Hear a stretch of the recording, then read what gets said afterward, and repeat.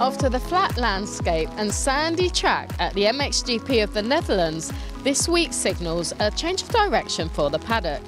Here we are in the stunning Trentino Valley, where the first hard-packed track of the year awaits us at the MXGP of Trentino.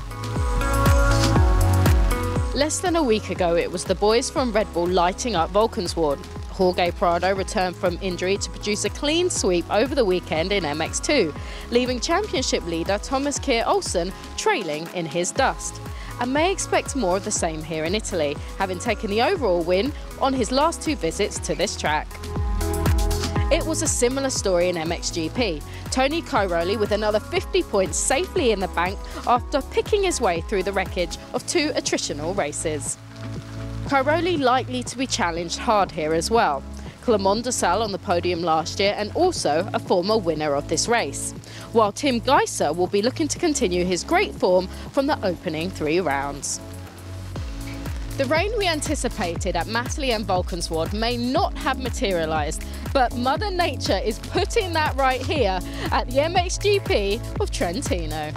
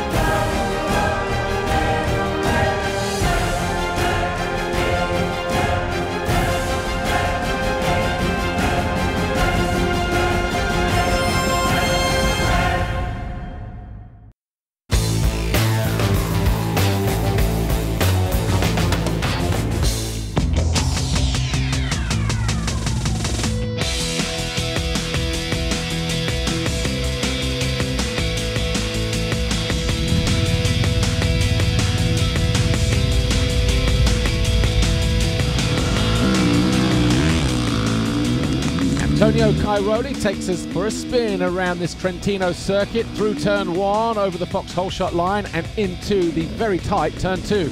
Always 1 or 2 problems through there. Dropping down immediately over the Monster Energy finish line through the dip, stepping up into turn 3. The tight right, dropping into turn 4. There'll be a lot of noise over there on the left-hand side. Onto this plateau, through this next left-hander, over the small step up, across the ridge and then through this left, 90 degrees dropping downhill for the first time into the 180 right. Seen 1 or 2 scenes through there as well and 1 or 2 bits of drama over the years. Stepping uphill, this is Cairoli corner. Of course, 2 years ago he made that his own, didn't he?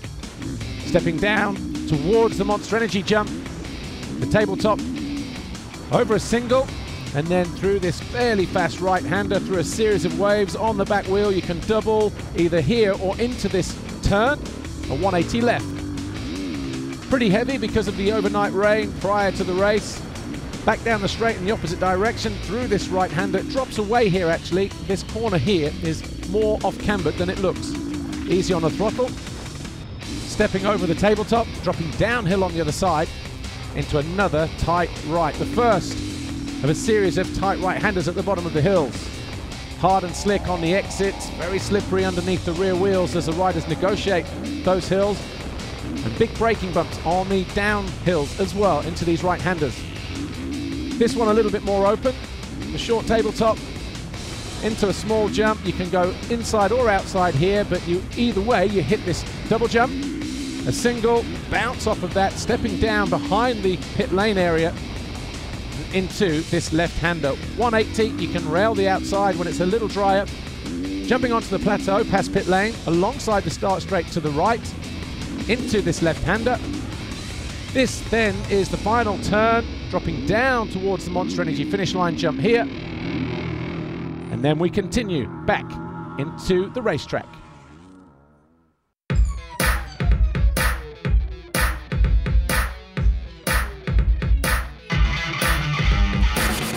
Honda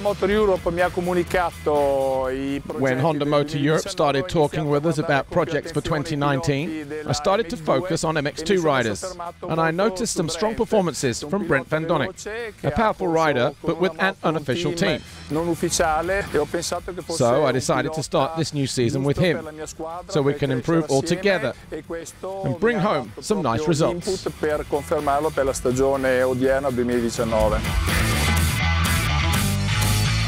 I like this team. I have a ride 2 years before win the championship. I have a good mechanic and a good manager, and the whole team is good. I felt really good in the team right away, actually. Already from the first day I went testing with the team, and I mean, it's like a real family. I mean, there are a lot of people to help also, so you're never alone, and yeah, that's nice to have. This year I have a chance for European Championships and MX2. It's difficult for me because in European Championships I ride 3 times in a weekend, and Mondial Championships I ride 6 times. It's very different. I'm one of the bigger guys in the MX2 class, I think, and yeah, the 450 suits me pretty well. I also really like to ride the 450, and when you ride the 250 all winter, I mean, you need a lot of spare parts in Belgium because of the deep sand and yeah, the water sometimes, so that's why we changed to the 450 for the winter time.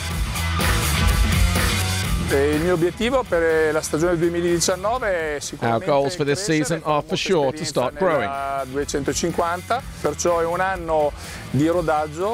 For us, this will be a transitional year, and I'm hoping for some good results in the second half of the season, as we have good riders.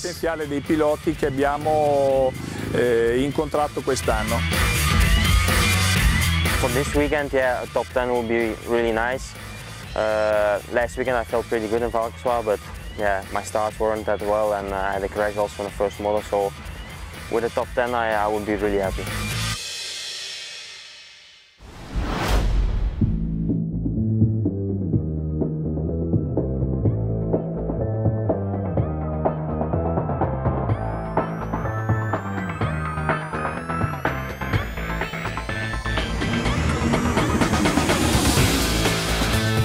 MX2 Race 1, number 61, Jorge Prado, crossed the Foxhole shut line for the 4th time this season ahead of Darian Sinai and Tom Vial.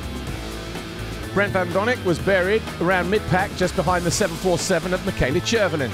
As Prado started to pull clear, his teammate found his way past Darian Sinai, and in the bottom corner Thomas Olsen fell from 5th.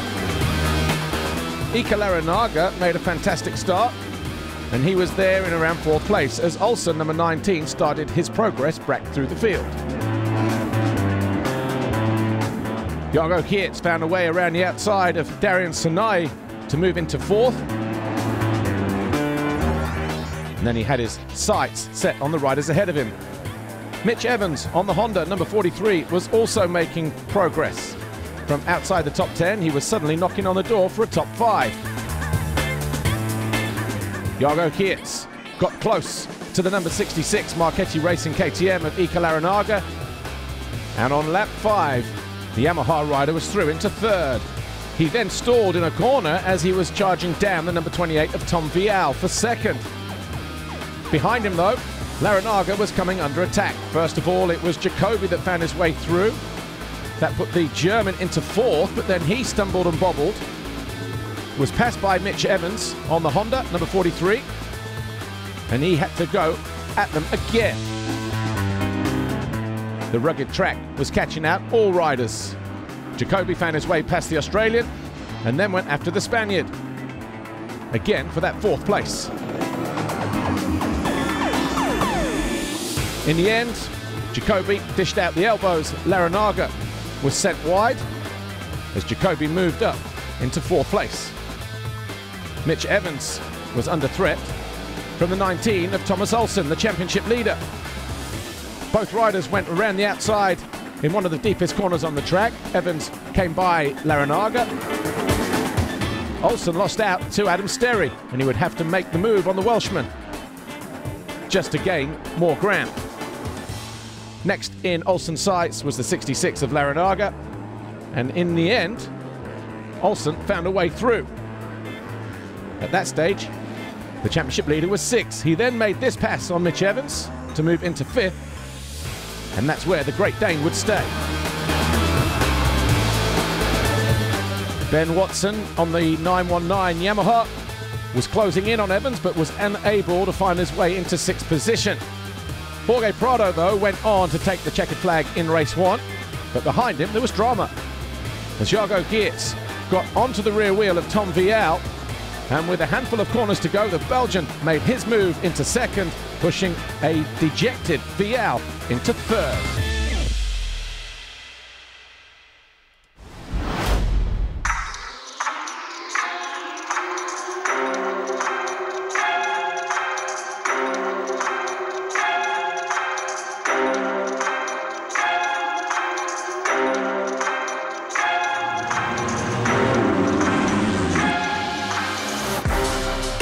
MX2 Race 2, and once again Jorge Prado was quickest to react. Behind him though there was carnage as riders fell on the way into turn 1. Darian Tonight, one of those to go down. Zach Pichon, another rider, but it was the 2 KTMs of Prado and Vial who led the way. The 29 of Jacoby was just behind them in 3rd.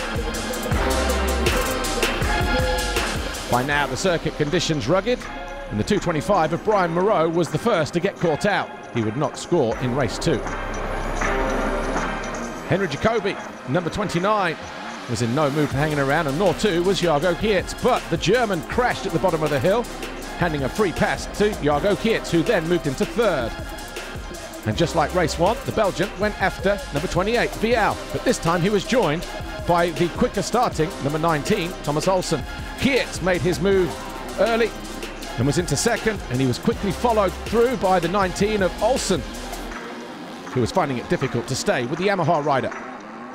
Just behind them, the 919 of Ben Watson was also on the charge. He made this pass on the 28 to move himself into 4th. But Vial responded immediately and pushed the Brit wide towards the end of the lap to hold on to that 4th place. Watson had to do it all again. He made his move at the top of one of the hills with a handful of laps to go. And Henry Jacoby picked himself up and went after the Brit. Both riders found their way past the Frenchman. Olsen, his championship lead was shrinking, with Prado at the top of the field, was nervous, and he needed to be, because on the final lap, Watson made a move around the outside. The pass for 3rd was completed as they hit one of the crests on the far side of the circuit. Watson was now 3rd behind his teammate Jago Geerts, who rode a fantastic weekend to come home 2nd in both races, but no one was a match for Jorge Prado, the Red Bull KTM rider, taking the checkered flag. 2 wins out of 2. And the Spaniard picking up his 3rd win in Trentino. Jago Geerts was 2nd, Watson was 3rd. The overall was Prado, Geerts and Vial. Vial on the podium after that pass from Watson on Olsen. Olsen still leads the championship, but Prado now up to 2nd. That gap just 20 points now between 1st and 2nd. 2 podiums for the year for the young Tom Vial. Back-to-back podiums for Jago Geerts. But this guy here, Jorge Prado, is closing in fast on Thomas Geert Olsen as they fight for the red plate.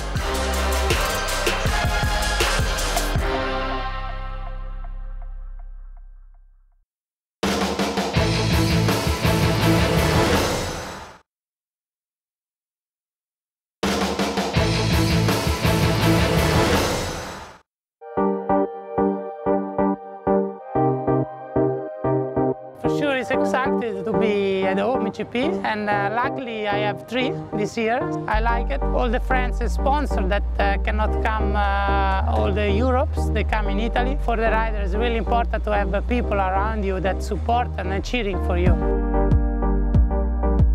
For me, my first year is this year because last year I did some races, but it was not good. End of January, I had a big arm pump, so I decided to do my operation directly. and to feel good, yes, for the races when I'm ready to go back, because it was not possible to race like this. Yeah, I've been in the same team of last year. We work really hard and we had great results. From privateer, we battle with a factory team, and also we beat them sometimes, so that means we are doing a good job. I'm really happy to be on this team and to have these people on my side, so we will see the result, but I'm confident. At the moment, I'm too slow at the beginning. I have to improve on the first 10 minutes of the race, because now the speed, there is, I think, the race is, we have 3 groups. There is the first 3, then there is other from 4 to 10. We have the same speed, and then there is another group on the back. So to make a step is important at the beginning of the race. The MXGP class is really difficult, and the level is really high. All the riders have a lot of experience and many team factories. I think top 15 are really fast. Now that we have a lot of races during the season, especially I do also Italian Championship, it's even 7 races more. During the season, one time on the week we go on the bike, and then we have races every weekend. So we keep on training on the races. Having a baby didn't change me a lot on the track, but outside of the track it changed a lot. When you become that, then you feel your life full. You feel that before you was missing something, and now I'm really proud to be a dad, especially of my wonderful daughter. And when I'm riding, my riding also for her now. We got a lot of rain on the Thursday here in Arco. I think the track will be really wet on Saturday, but here the ground is strange, a lot of stone. The rain doesn't stay, they go deeper, so it should be fine for the Sunday.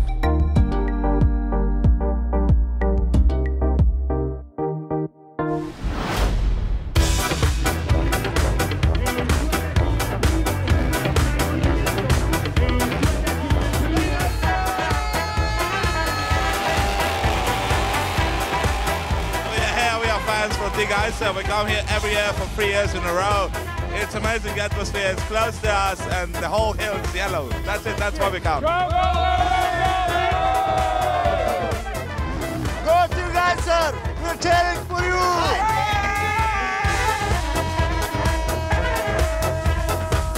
We are here for you, team! Just go! Full gas, full gas!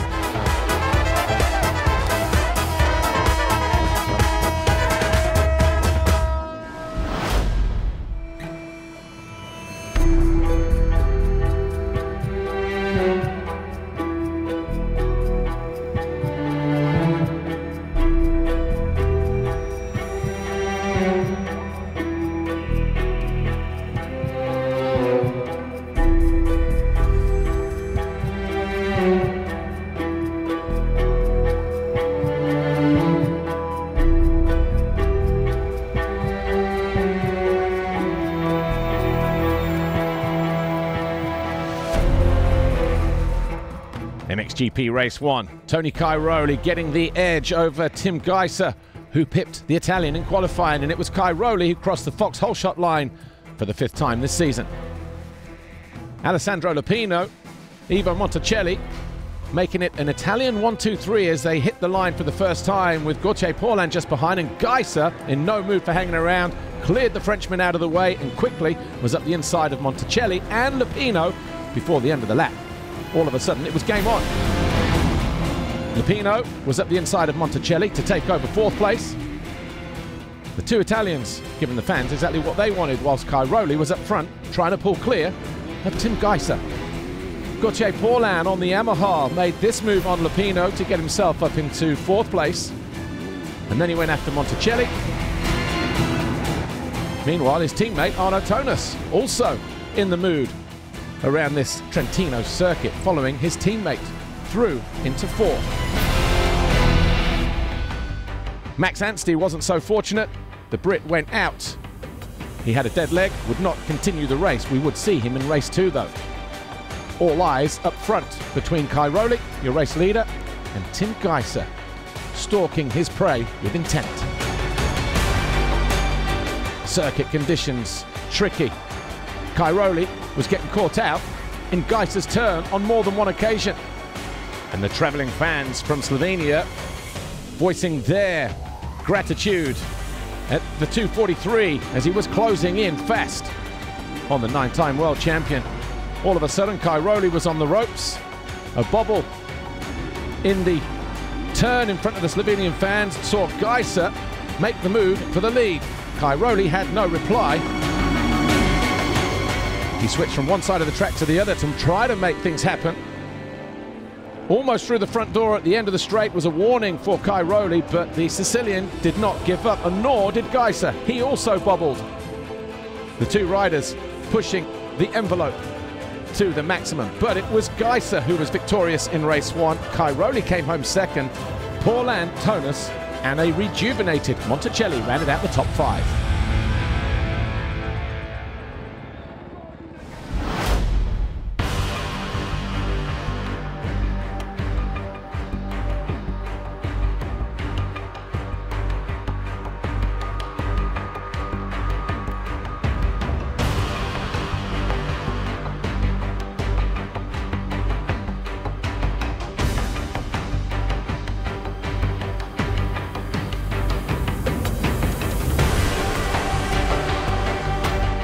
MXGP Race 2 on board with Gauthier Paulin as Tim Gajser swept across for his first foxhole shot of the year. Tony Cairoli ran up the inside of the Frenchman to take second. Paulin was right there in third with his teammate Arnaud Tonus just behind him in fourth. Tommy Searle was in fifth in the early stage of the race. On the opening lap, Gajser tried to make a break for it. Ivo Monticelli went down the inside of Tommy Searle to move up into 6th place. Behind Cairoli, the two Yamahas of Paulin and Tonus gave chase. And Steve made a fantastic start, but just like race 1, it would not last long.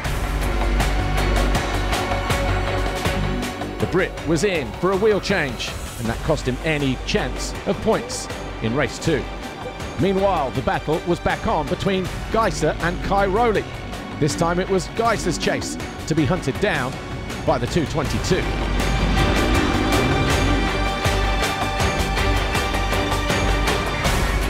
Cairoli would get close.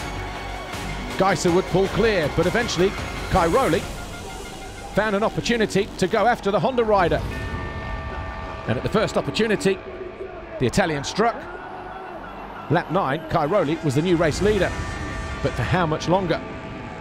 Fans on both sides were cheering either for the 222 or the 243. A waved yellow halted Cairoli's progress. Gajser got onto the rear wheel. And that was the break that Gajser needed. He charged his way up the inside of Cairoli. 2 corners later, the Italian tried to respond. All doors were shut. Cairoli was resurgent once again. A few warning signs, though, started to creep into the Italian's game. But he continued. He was relentless. And once again, he made the move for the lead in exactly the same position, but he had to wait till the end of the straight to make it stick. 3 corners later, a series of mistakes saw Cairoli off the side of the bike right in front of the Slovenian fans. And as he tried to push a little too hard, he went down, handing Gajser a clear run towards the finish line. The Italian picked himself up. He was in second. Gauthier Paulin came home third, with Tonus 4th and Jessiconis 5th. But what a day, what a result for Tim Gajser, picking up his first win since Sweden 2017, his first double since Mexico earlier on in that season. Tim Gajser picking up maximum points here in the back garden of Tony Cairoli. Cairoli now leads the championship by 16 points. Paulin is third, 33 behind. The Frenchman back on the podium for the second time this season. But Tim Gajser, what a performance from the Honda rider here in Italy. Tony Cairoli will lick his wounds, and he'll look forward to coming back for the Monster Energy MXGP of Lombardia at Mantova, round 5.